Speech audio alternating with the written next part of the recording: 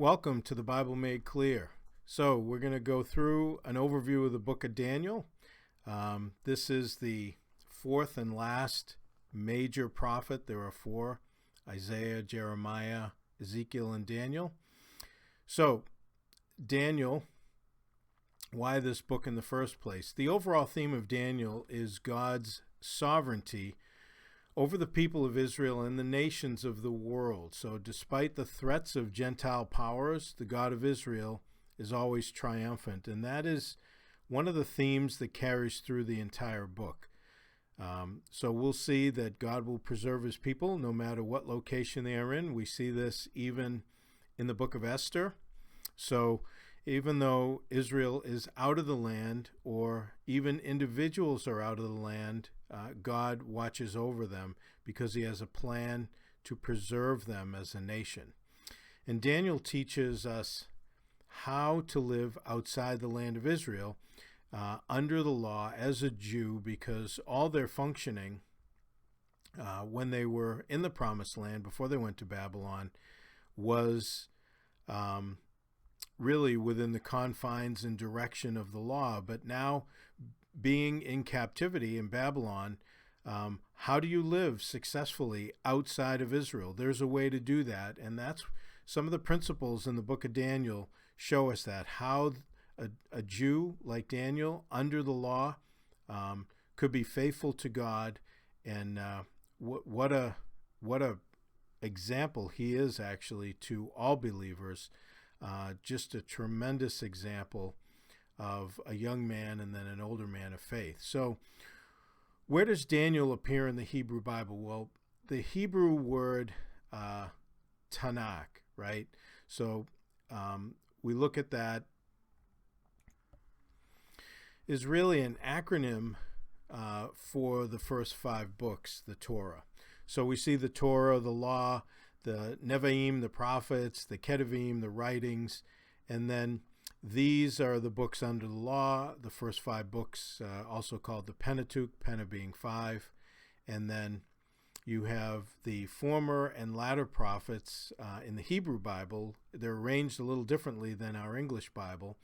And then those are the prophets under each. Notice they just go by former and latter as opposed to major and minor. And then the writings, you have poetry, rolls, and then obviously history. And Daniel actually falls into what's considered a history book, though we will see it's actually a book of prophecy, tremendous prophecy. So as we go through here, the first 6 chapters are generally historical because they are a narrative of what is going on. And then the second 6 chapters, 7 through 12, are prophetic or predictive in nature. And we do see prophecy within the first 6 chapters within the narrative that's very important. However, as an overall, that's how the book basically is laid out. So the prophetic aspects within the first 6 chapters, in particular Nebuchadnezzar's dream in chapter 2 and his vision in chapter 4. So this is within the, in a sense, the Gentile portion of the book, or the part that is actually not in Hebrew, but actually translated into Aramaic. And we'll get into that in just a moment. So as you look at the book of Daniel just by subject, and you go through, you have his personal history in chapter 1, the deportation to Babylon, his faithfulness in Babylon, and then his reputation in Babylon. And this is all worked out in chapter 1.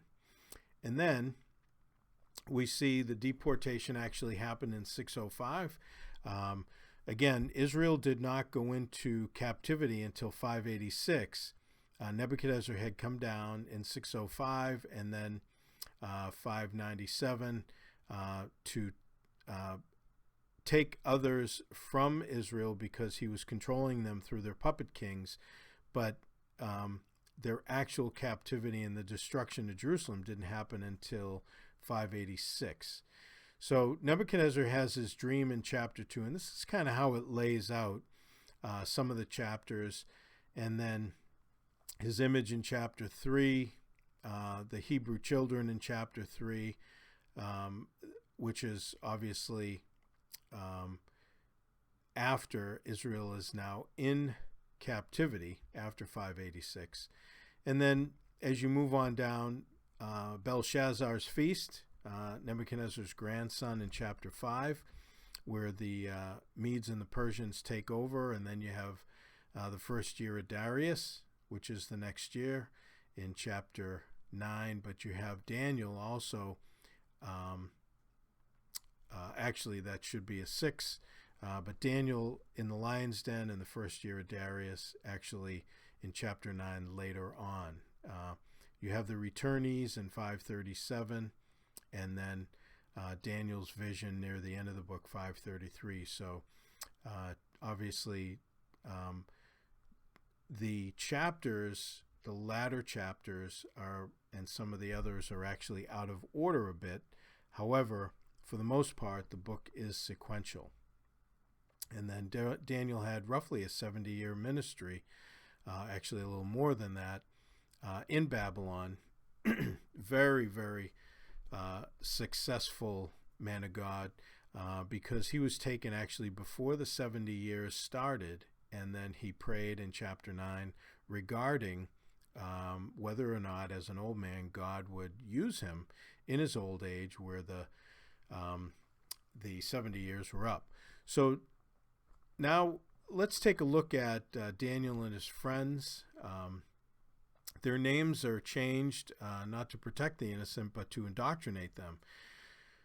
When Babylon would take captive younger people, the reason that they did that was because they would take the cream of the crop of the nations that they would conquer, and then they would change their names to Babylonian names. And they would change their diet, as they tried to do with Daniel and his friends in chapter 1. They would change their dress, their look, everything, because they needed to break their cultural and religious foundation so that they could essentially graft them into the Babylonian system of worship and culture. So if they could not break that, then they would fight it constantly. So the Babylonians were typically pretty successful in either morphing you into their culture or eliminating you. So Daniel's name was God is my judge, but then they changed it to Belteshazzar, which is Bel's servant. And then you have Hananiah, which his name means God is favored. And then we know him probably better by his Babylonian name, which is Shadrach, which means royal scribe. Mishael, right, who is like God, and then Meshach, it was changed to, which is guest of the king, and finally Azariah, which is Yahweh has helped, to Abednego, which is servant of Nebo, which is one of the Babylonian gods. So that's how they changed their names. We know them better as Shadrach, Meshach, and Abednego, but their Hebrew names, Hananiah, Mishael, and Azariah, are really what they were given at birth. So then we have chapter 2 through 7 as a plan for the Gentile nations. Again, this is by subject. So you have Nebuchadnezzar. He has the dream of the great image, 90 feet tall, 9 feet wide. That's in chapter 2. In chapter 3, he makes an image all of gold, because when he had the dream in chapter 2, the image was supposed to be a head of gold, chest and arms of silver, a stomach and thighs of brass, legs and feet of iron mixed with clay. He knew that he was represented in his dream as the head of gold, so he wanted to make his kingdom lasting. So he ended up just making in rebellion, an entire image of gold, and then people who didn't bow down to worship were thrown into the burning fiery furnace, and the three youths, Shadrach, Meshach, and Abednego, were thrown in there because they would not bow down and worship the image. As Jews, they were loyal only to Jehovah. So they didn't burn in the fire. The men that threw them in actually were burned alive, just putting them in there. And They were rescued. There was 4 in the fire, as you can see kind of in the background area here. And Nebuchadnezzar said, one looks like this. Didn't we throw 3 in there? Why is there 4? One looks like the Son of God. And so they pulled them out, and then Nebuchadnezzar, as he was often to make decrees, made a decree to only worship the God of Shadrach, Meshach, and Abednego. Then in chapter 4, Nebuchadnezzar has a vision of a great tree, basically, which is about him and how he was put out for 7 years, essentially into the woods and living like an animal until he recognized that it is only the God of heaven that allowed him to build Babylon, and it was not by his mighty wisdom and individual power that was accomplished. So he needed to know that God ruled in the kingdom not only of the universe but on earth among men, and that he puts into power those who he wants. The very basest of men he will put into power. And then in chapter 5, Belshazzar's feast, the famous handwriting on the wall, where that was the night when the Medes and the Persians came in. They diverted the water from the Euphrates River that went through the center of the city of Babylon, and because it was really an impregnable city with a huge wall and tremendous forces. But when they diverted the water enough, they could get under the levied gates there, and then they actually snuck in while Belshazzar and his cabinet and others were having basically a drunken festival using the chalices and instruments from the temple in Jerusalem that they had taken when they destroyed it, and they were basically mocking the God of heaven, and the handwriting on the wall tells the whole story. But that's when Babylon was taken, and they weren't taken by military force. They were basically, Persia walked, the Medes and the Persians basically walked in and took over the city. So then we have Daniel in the lion's den next in chapter 6. Darius was fooled by his own pride and through flattery, so that the others that were not Jews that were jealous of Daniel and the position that he had in government knew that he was going to pray 3 times a day towards Jerusalem, because that was his habit. And again, and as a reminder, anti-Semitism is demonic. And so these guys ended up convincing Darius that, hey, for the next 30 days, if people worship anything other than you, I mean, they should just be thrown into the lion's den. Darius got a pat on the back, and he, through the flattery, he responded, which unfortunately is a big thing in politics anyways. So he responds positively to the flattery, and then Daniel ends up being turned in as somebody that is not doing what he's supposed to do. And he's praying 3 times a day, and then all of a sudden he ends up in the lion's den. Darius realized he was fooled because he really liked Daniel. God protected Daniel. He was there the next day. And then the guys that had turned in Daniel, they were turned over to the lions, tossed into the lion's den where they were eaten alive. So as it always is, and we see in Proverbs that God always has those that try to dig a pit for the righteous fall into it themselves. So here's the image in chapter 2, the head of gold, chest and arms of silver, stomach of brass, and then the feet made of iron and clay. And then we have here the Babylonian Empire with the dates that from 605 really to 539.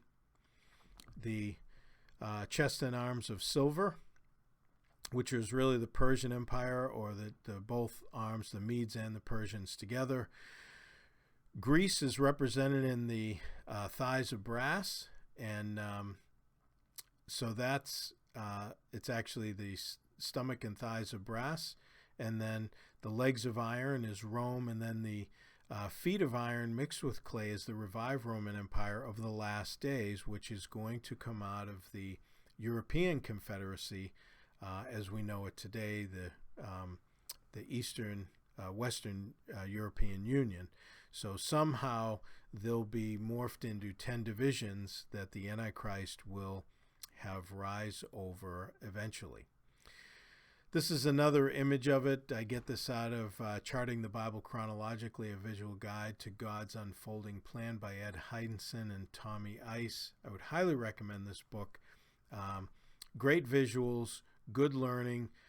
Again, you can kind of stop the video and take a look at it in more detail, but this matches up not only Nebuchadnezzar's dream, but also Daniel's vision from chapter 7 as the animals are compared. Now, Nebuchadnezzar, in his dream, he saw the world governing empires as something dignified in his dream as a man.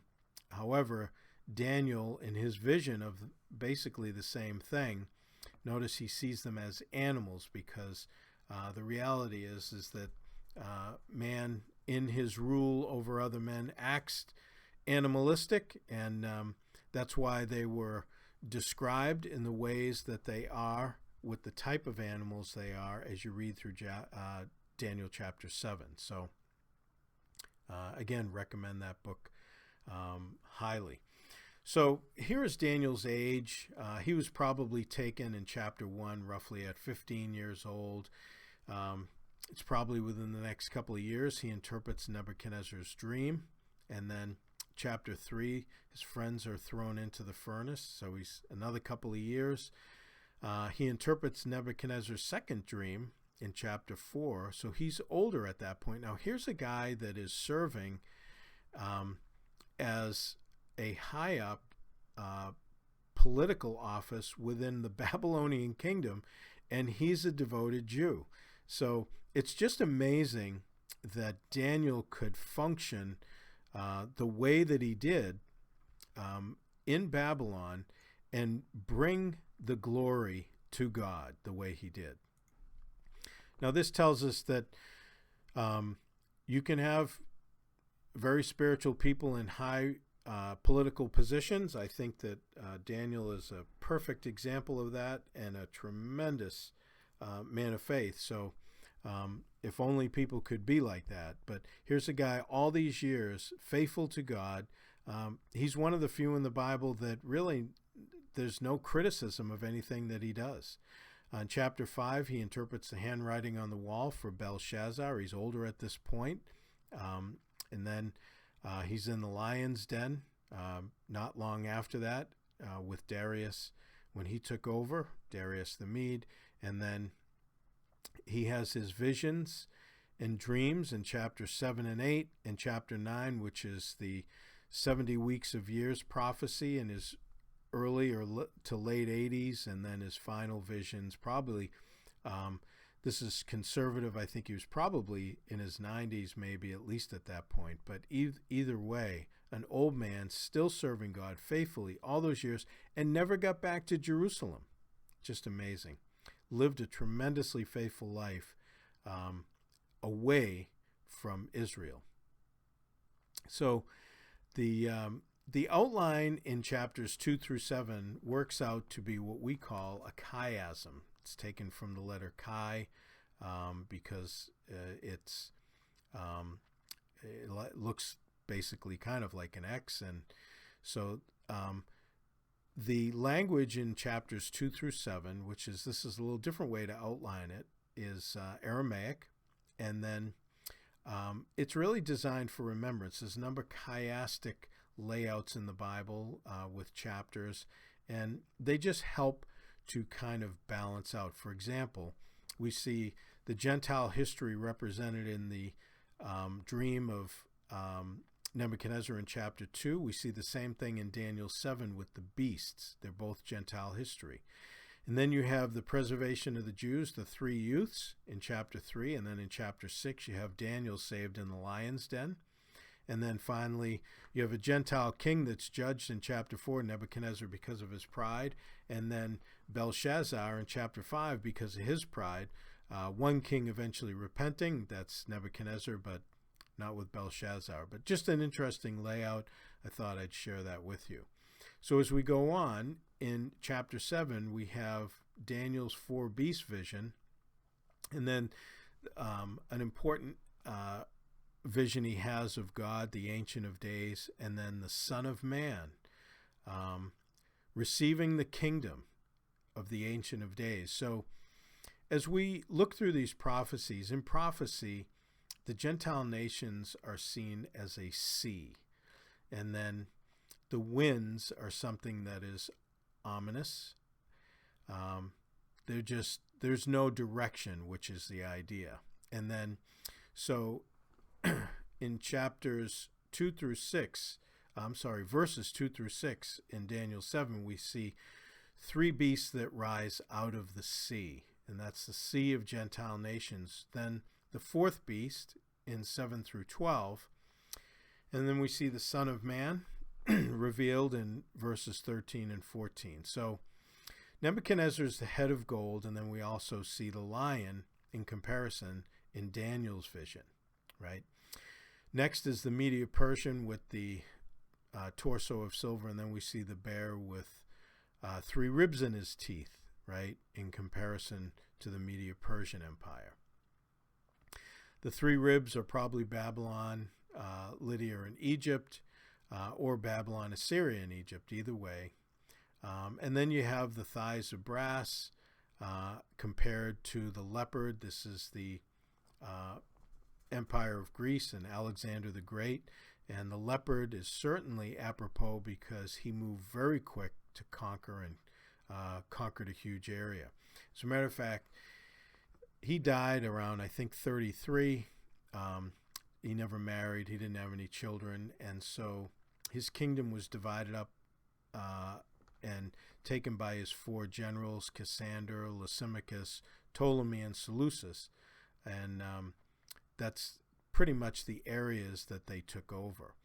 And then finally we have the Roman Empire with the legs of iron, which is seen by Daniel as just kind of this wild beast. And then the revived Roman empires with the iron mixed with clay in the feet. So after this, in chapter 7, we see the Ancient of Days, which literally means days without beginning. So we're talking about God and his eternity. And then the book of life is open and the book of deeds, and everybody is there to be judged before him. And so this is really transporting us into the latter days, or the time that the book of Revelation talks about at the end.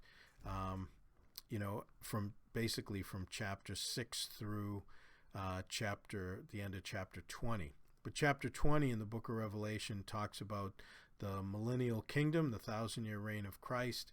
And so this kind of matches with that, because the Son of Man, which is a title taken by Jesus in John 5, he says that he has been given authority to judge everyone because he is the Son of Man. He was connecting his position with this revelation that Daniel got in Daniel 7 so that the Jews would understand. So this chapter identifies Jesus as the Son who is to, first of all, rule the kingdom of God. We see that in 1 Corinthians 15:24, where when he receives the kingdom, he turns it over to the Father because he successfully ruled it. He's going to judge the nations, Matthew 25, and then the worship of the Lamb in Revelation 4 and 5. We see that in this section of Daniel where there's countless that are worshiping him in heaven. So this vision that Daniel receives really deserves some time, but to understand the vision, you need to compare it to these chapters as well as Revelation chapter 20, where eventually the white throne judgment will be executed, and the one that sits on it is the Lord Jesus Christ. He is the one, Matthew 5:27, who is going to judge all judgments given unto the Son. Daniel 8 is another vision, it really gives us more of the nearer aspect of what's going to happen in the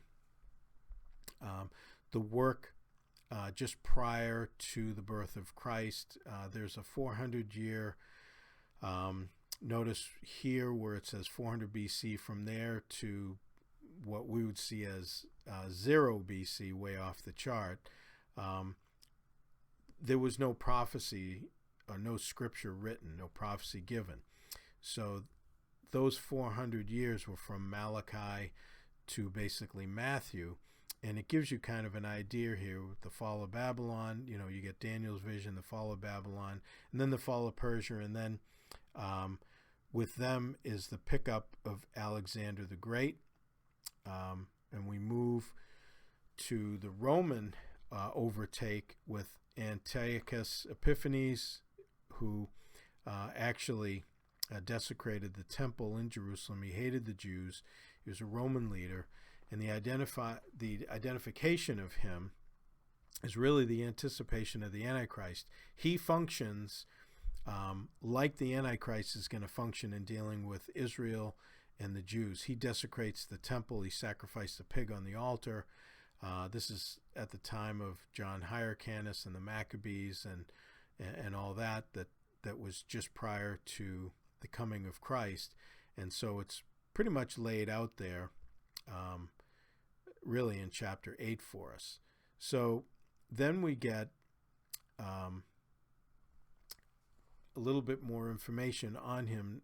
Notice in the end here, Daniel's vision of the ram, goat, and the small horn. This is really talking about the small horn is Antiochus, and he's the first incursion in Israel. Here's the date, September 170 BC.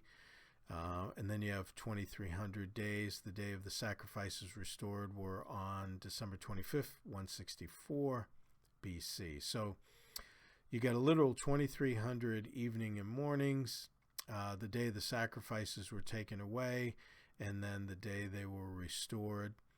So on December 25th, 164, that was the first Hanukkah, where the Jews were isolated into the chapel. They had no oil, and they, as the story goes, God miraculously kept the menorah lit for 8 days. So that's why they celebrate Hanukkah over that length of time. So that's kind of where it comes out of. Daniel's prophecy of the 70 weeks is really one of the features of the book.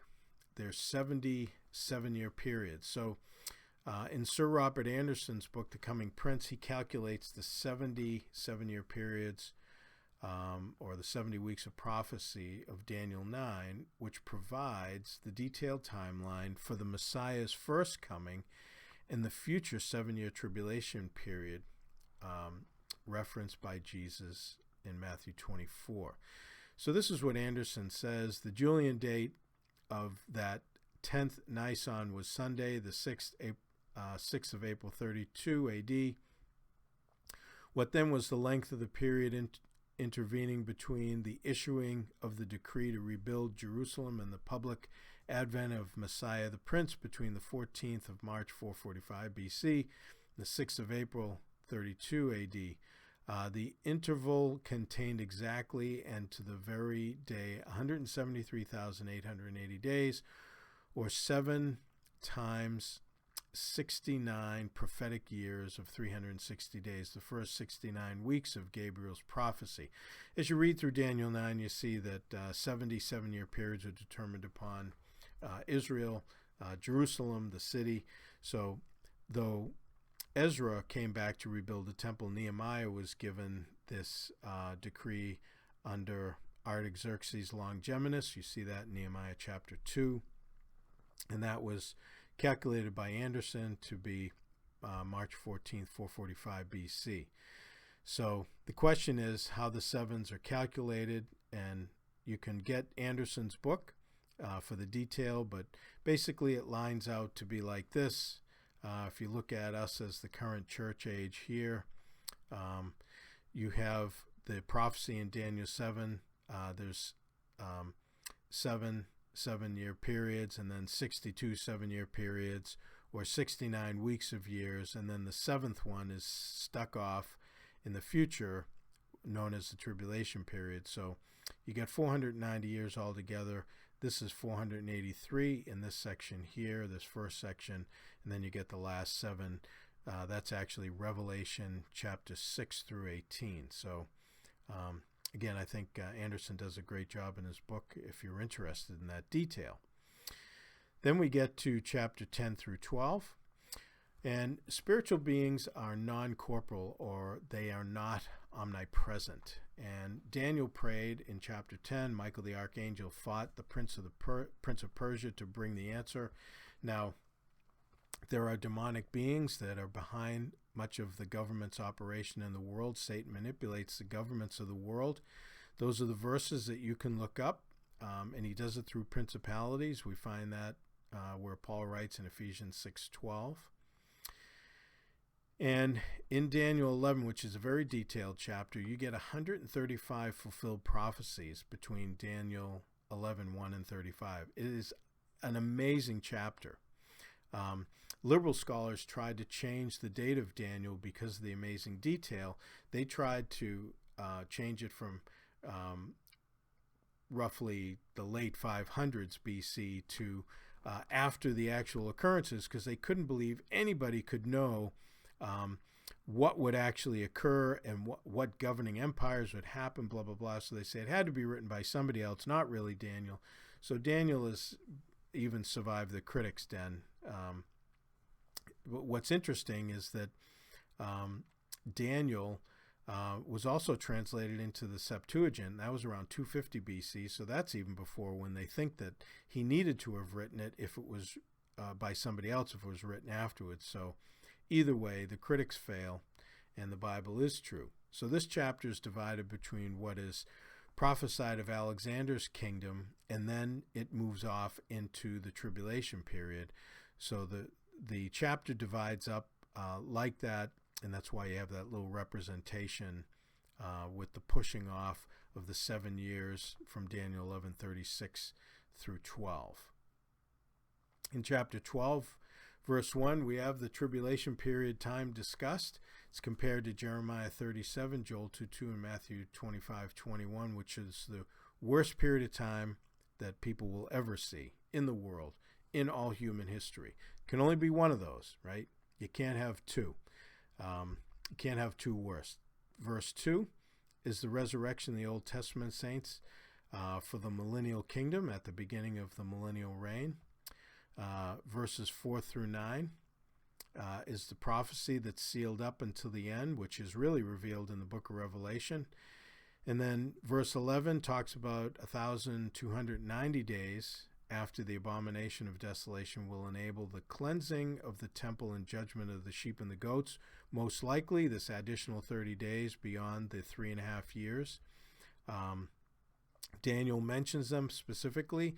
Nobody really knows what they are, but that would be something to put the judgment and cleansing of the temple and building of the temple at that time, because we will have a temple that needs to be built for the millennial reign. And then verse 12, it extends off another 75, pushes it out to a total of 75 days, because you got now to 1,335 days after the abomination of desolation, and that'll finalize the establishment of the kingdom in all its aspects. So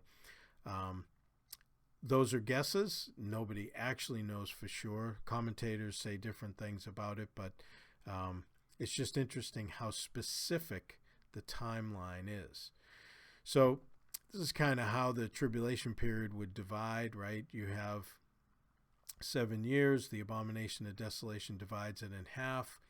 You get 3.5 years, 42 months, 1,260 days on each side. You get the sheep and the goat judgments, probably the extra 30 days, and then the extra to 1,335 days to start the millennial kingdom. And then some final words. The book of Daniel parallels much of the book of Revelation. I would recommend studying them both at the same time. They should be studied together because of the correlation between the time periods, what Daniel is talking about, the tribulation period, which is a good part of the book of Revelation, as well as Daniel's anticipation of it, and recommended Daniel commentaries. I'll leave you with this. I think Walvoord's is very good. John Walvoord is easy to understand, and I think there's enough scholarly information in there that you would enjoy it. Also, very simple and to the point is Ironside's lecture on the prophet Daniel. Thomas Constable's notes on the Bible, you can actually get them online if you Google them, but I would download them and go through them. I think he does a good job. And finally, The Coming Prince, which is the book by Sir Robert Anderson, where he details the calculations and everything in the book of Daniel for the 77-year periods. So with that, I hope that though that was brief and fast, it'll give you a little bit of a flyby to know how the book of Daniel is laid out. And may God continue to bless you as you continue to study his word.